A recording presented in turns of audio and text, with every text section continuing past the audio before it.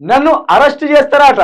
చేయరా మరి? దొంగ పనులు చేస్తే అరెస్ట్ చేయకపోతే పూజలు చేస్తారా, ఆరతులు ఇస్తారా, కండువలు కప్పుతారా?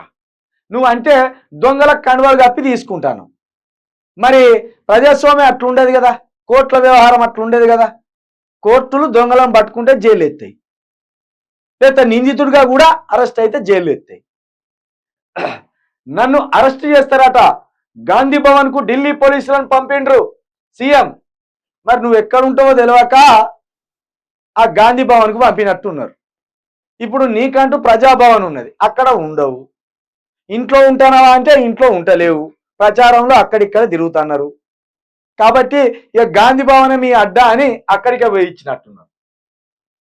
ఇన్నాళ్ళు ఈడీ, సిబిఐ, ఐటీని వాడుకున్న కేంద్రం ఇప్పుడు కొత్తగా ఢిల్లీ పోలీసులను వాడుకుంటున్నది. నేను పోలీసులకు భయపడను, బీజేపీ గెలిస్తే రిజర్వేషన్లు రద్దు చేస్తుందన్నది వాక్య. కాంగ్రెస్ చీఫ్ ఖార్గేతో కలిసి కర్ణాటకలో ఎన్నికల ప్రచారం చేసిండ్రు. దయచేసి ప్రజలారా మళ్ళొక్కసారి అర్థం చేసుకోరు. కర్ణాటకలో ఏం చేసిండ్రు? ఇగో కర్ణాటకలో 6 గ్యారంటీలు అద్భుతంగా ఉన్నాయి, వాళ్ళ ముఖాలు తెల్లబడ్డాయి. కర్ణాటక అంతా ఇక సూపర్ పరిపాలన నడుస్తుంది అన్నారు. 5 నెలల వరకు అక్కడ నీళ్లు లేక అగోలించిళ్ళు, ఆగమాగం అయింది కర్ణాటక. సేమ్ ఇప్పుడు గట్లనే రిజర్వేషన్ల పేరుతోటి రిజర్వేషన్లు రద్దు చేస్తుంది బీజేపీ అని ఒక నాటకానికి తెరదీసి దాన్ని కూడా చర్చకు పెట్టాలని చూస్తాను. ఇంతకుముందు 6 గ్యారంటీలు తెలంగాణలో కూడా కర్ణాటకలో అమలు చేసినట్టు చేస్తాం, మేము తోములం తురుములం అన్నారు. ఇక్కడ ఎల్లెలుగా పడ్డారు కాంగ్రెస్ ప్రభుత్వం, రేవంత్ రెడ్డి కావచ్చు, కాంగ్రెస్ ప్రభుత్వం కావచ్చు, మంత్రులు కావచ్చు.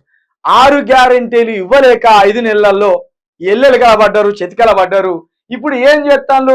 రిజర్వేషన్ల అంశాన్ని ఎత్తుకొని దాన్ని చర్చకు పెట్టి మళ్ళీ ఓట్లు దండకపోవాలని, మళ్ళీ ఎంపీ సీట్లు గెలవాలని ప్రయత్నం చేస్తున్నది.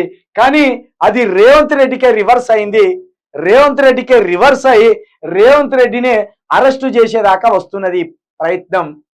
ఈయన మాట్లాడింది అబద్ధం, ఈయన దొంగ మాటలు మాట్లాడిండ్రు, అమిత్ షా అనని మాటలు మాట్లాడిండని గుర్తించి ఈయననే అరెస్ట్ చేసే అవకాశాన్ని ఉన్నది.